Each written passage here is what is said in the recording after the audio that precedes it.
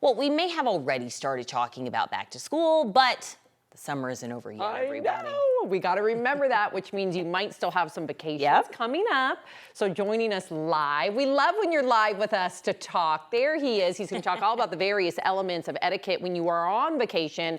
Thomas Farley, our Mr. Manners. Okay, so we're going to talk about a few different areas. Let's start with hotels and how you stay there, like specifically hotel tipping. No. Yes, and can I just first say, Alex, please no talking about back to school yet. We have so much summer still to come. Say less. I agree, totally. Back to school. Who? Yeah, no, summer's still here.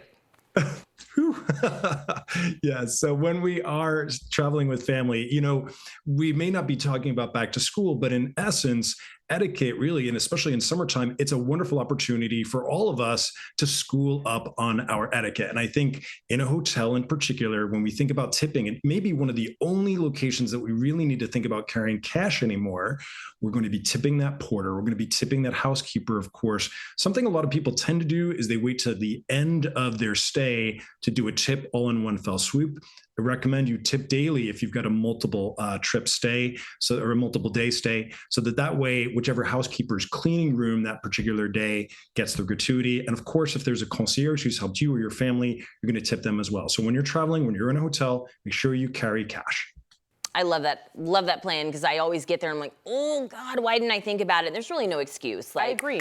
Do what needs to be done. And they depend on it. Yeah, they do. 100%. So we got to remember that. Okay, let's move. I'd like to go to the airplane, because there's a lot of naughty behavior on planes these days. But let's talk about it, because Sam and I have kids, and I always feel anxious about them being loud and those sorts of things. But let's get as simple as the armrest. What is the etiquette surrounding that? Yeah, so I am on a one-person campaign. I hope two of you will join me to say that absolutely, positively, definitively, if you are in the middle seat, you get not one, you get both armrests. If you think about it, the person on the window, they get a lovely view or somewhere to sleep. If you're on the aisle, you get easy access to the restroom. The middle seat passenger gets a whole lot of nothing. So they deserve that armrest. That being said, don't be that middle seat passenger who thinks because you're stuck in the middle seat, you can do this. And now you're extending into the airspace of the passengers to your left and right. So armrest, always to that middle seat passenger, but be respectful if you get it. You keep it tight. Yes, That's and good keep your advice. feet within, those barriers. That drives me nuts. People put their feet over. They're like, I'm like, know. You're in my chair. I paid for this. Yeah, and move your foot. Sometimes yeah. I'll kick it a little bit. I'll be like, oh, my bad. But I really, sorry. yeah, Your but foot was I there. kick the people's feet. I do. As you should. It's your space.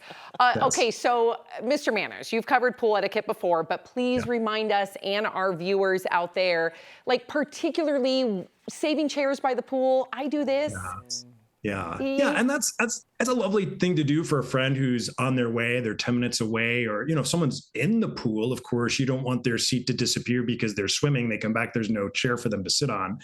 By the same token, if that chair is empty with nothing but a towel on it and no person in sight laying claim to that chair for more than an hour, that towel should be taken off and the chair, a crowded pool, should be given to someone else. That said, if you're the person on the lookout for a chair, don't move other people's belongings. There was a video, I think it was in Florida a couple of months ago, where a woman decided she was so frustrated, she just scooped up the belongings of everybody who was not there and threw it in a big pile. That is not what I'd recommend. But if you're lucky enough to have a chair, don't save 10 chairs for others who aren't there when other people are waiting to lie down. Agreed. That's so annoying. Because Sam and I were saying, we're not the people who are going to go at the top of the morning when it opens to save the chairs. Yeah. But if you do saunter in at 10 or 11, you want a good seat.